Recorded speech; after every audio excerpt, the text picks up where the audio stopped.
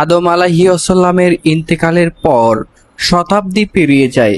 মানুষ ধীরে ধীরে তাওহীদের পথ ভুলে যায়। এক আল্লাহর ইবাদত ছেড়ে তারা মূর্তি পূজা ও কুসংস্কারে নিমজ্জিত হয়।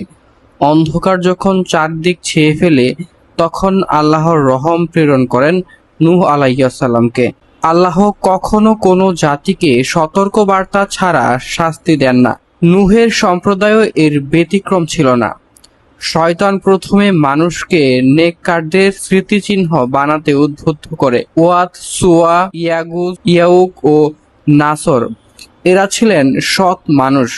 কয়েক প্রজন্ম পর মানুষ সেই মূর্তিগুলোরই উপাসনা শুরু করে। এভাবেই পৃথিবীতে প্রথম শিরকের সূচনা ঘটে।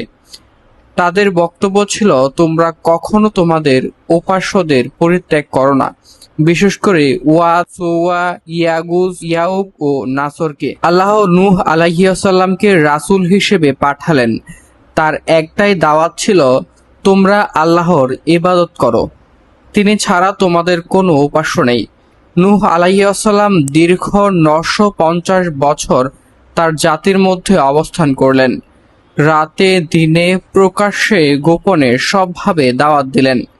তিনি সুসংবাদ দিলেন, যদি তোমরা তওবা করো, আল্লাহ আকাশ থেকে প্রচুর বৃষ্টি বর্ষণ করবেন, ধন সম্পদ ও সন্তান সন্ততি বৃদ্ধি করবেন।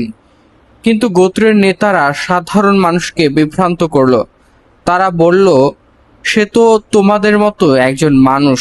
নূহের অনুসারীদের তারা সমাজের নিম্নবিত্ত বলে উপহাস করত। শুধু অবিশ্বাস নয়, তারা সক্রিয় ষড়যন্ত্র করেছিল।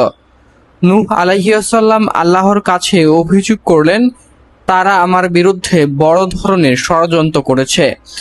মানুষ যখন সত্যকে বারবার প্রত্যাখ্যান করল, উপদেশকে উপহাসে পরিণত করল, তখন নূহ আলাইহিসসালাম দোয়া করলেন, হে আমার রব, পৃথিবীর বুকে কাফিরদের একজনকেও বাসিন্দা হিসেবে অবশিষ্ট রেখো না।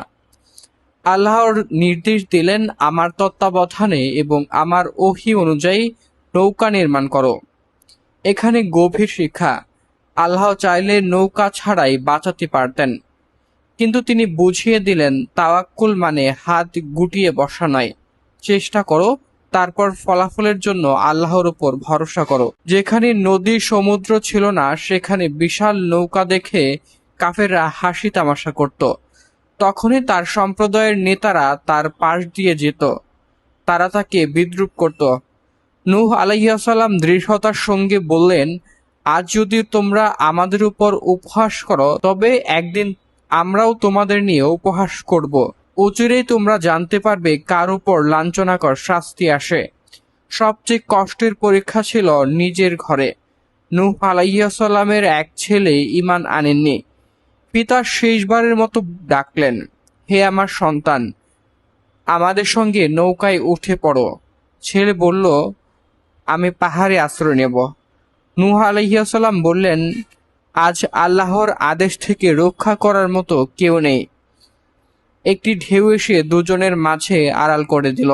নৌকা প্রস্তুত হতেই আল্লাহর নিদর্শন প্রকাশ পেল। তান্নুর থেকে পানি উথলে উঠল। আমি প্রবল বর্ষণকারী বৃষ্টি দিয়ে আকাশের দ্বারসমূহ খুলে দিয়েছিলাম এবং পৃথিবীকে উচ্চধারায় পরিণত করেছিলাম। আকাশ ও জমিন দুই দিক থেকেই পানি এলো। অল্প সময়ের মধ্যে সব ডুবে গেল। নৌকা চলতে লাগলো পর্বতসম ঢেউয়ের মধ্যে। আল্লাহর নির্দেশে নূহ আলাইহিসসালাম মুমিন পরিবার ও প্রতিটি প্রাণীর এক জোড়া করে নৌকা তুললেন।